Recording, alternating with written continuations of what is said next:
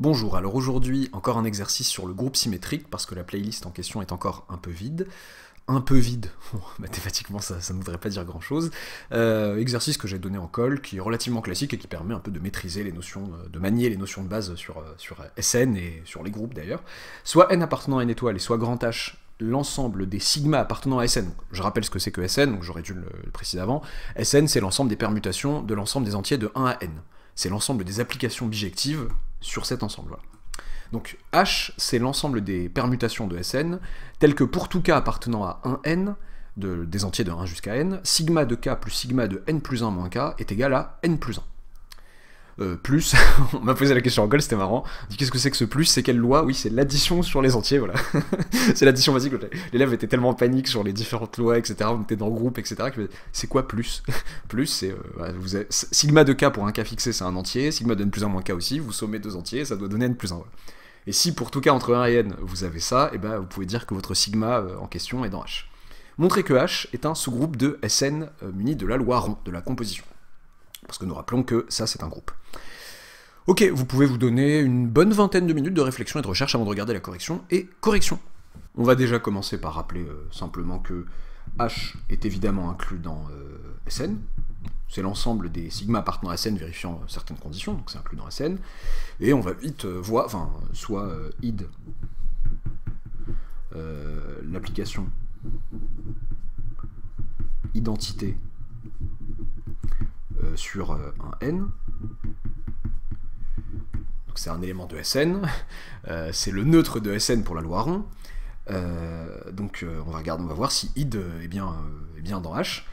Pour tout k appartenant, donc id appartient à Sn, et pour tout k appartenant à un n, quand je fais id de k plus id de n plus 1 moins k, ça fait tout simplement k plus n plus 1 moins k, et ça fait du coup n plus 1. Donc id appartient à H, et H non vide du coup, par la même occasion. Non vide, pardon. Un n bizarre ici.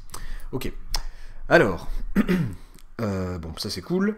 Maintenant il s'agit de montrer, alors, il s'agit de montrer la stabilité par rond, ça veut dire montrer que si sigma et sigma prime sont dans Sn, sigma rond, dans H, pardon, sigma rond, sigma prime aussi, et la stabilité par passage au symétrique. Si sigma est dans Sn, sigma moins 1, donc sa bijection réciproque qui est son symétrique dans ce groupe, est encore dans H. J'avais dit, j'espère avoir dit dans H cette fois-ci.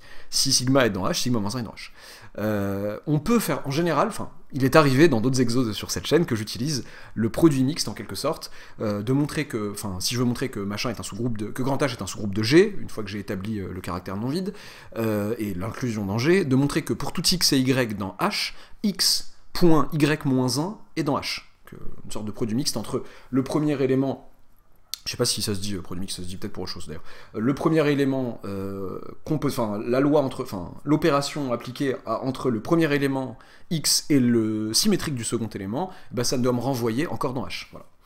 Sauf que dans certaines situations, on a peut-être envie de se dire, c'est peut-être un peu trop bazardeux en même temps, de faire ça en même temps, même si ça permet de gagner du temps en soi. Je vais peut-être considérer tranquillement la composition et tranquillement le passage au symétrique. Ce que j'ai envie de faire ici. Je le sens pas trop, le symétrique, je sens que ça va être... pas difficile, mais bon, je préfère le faire tout seul, voilà. J'ai envie, voilà. C'est pour montrer un peu qu'on peut varier les plaisirs et décider en fonction de la situation. Donc déjà, soit sigma prime appartenant à H. Le but, c'est de montrer que sigma rond sigma prime appartient encore à H. Ok. Donc pour tout cas... Alors, déjà, cette écriture-là, ça s'écrit aussi, enfin, le fait de dire que pour tout k appartenant à un n, sigma de k plus sigma de n plus 1 moins k égale machin, ça se dit aussi sigma de k égale n plus 1 moins, ou sigma, pardon, je préfère comme ça, sigma de n plus 1 moins k, c'est moi qui décide, égale n plus 1 moins sigma de k.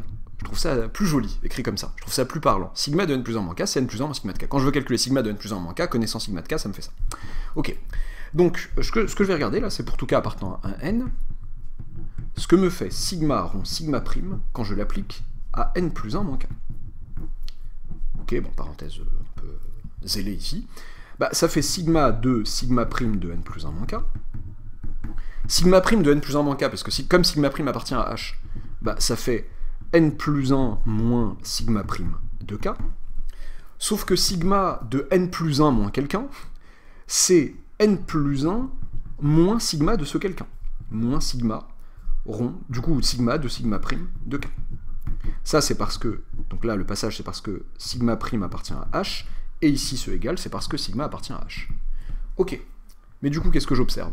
J'observe que ça me fait n plus 1 moins sigma rond sigma prime appliqué à k. Donc sigma rond sigma prime de n plus 1 moins k, ça fait toujours n plus 1 moins sigma rond sigma prime de k. Ben, c'est exactement la caractérisation du fait d'appartenir à h. Donc sigma rond sigma prime, qui est bien un élément de Sn, appartient à h. Ok, stabilité par composition, enfin par utilisation de la loi, donc je prends deux éléments et je compose et j'obtiens encore un élément de h. Ok, maintenant je vais essayer de montrer que sigma moins 1, que pour sigma appartenant à h, sigma moins 1 aussi appartient à h. Ce que je vais essayer de voir, c'est, moi je sais que sigma de n plus 1 moins k, c'est n plus 1 moins sigma k, ok? Ça, c'est cool. Tiens, si je composais par sigma moins 1, j'ai tout à fait le droit d'appliquer sigma moins 1 des deux côtés, sigma moins 1, pardon, de sigma de n plus 1 moins k égale sigma moins 1 de n plus 1 moins sigma k. Ok, on se dit mais qu'est-ce que tu essayes de faire ici? Bon, sigma moins 1 de sigma de ça fait... Sigma moins 1 en sigma, ça fait l'identité, donc j'ai n plus 1 moins k, qui est égal à sigma moins 1 de n plus 1 moins sigma k. Et ce, pour tout k appartenant à 1n. Ok. J'ai quelque chose qui me plaît. Je sais pas si j'ai fait ça de la manière la plus optimale, peut-être pas, mais en tout cas j'ai sigma moins 1 de n plus 1 moins quelqu'un. Moins tout le monde en réalité.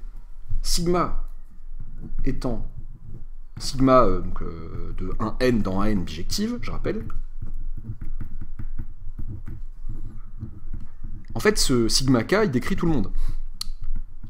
Donc, pour tout k' appartenant à 1n, il existe un unique, eh bien, k appartenant à n, tel que k' égale sigma k.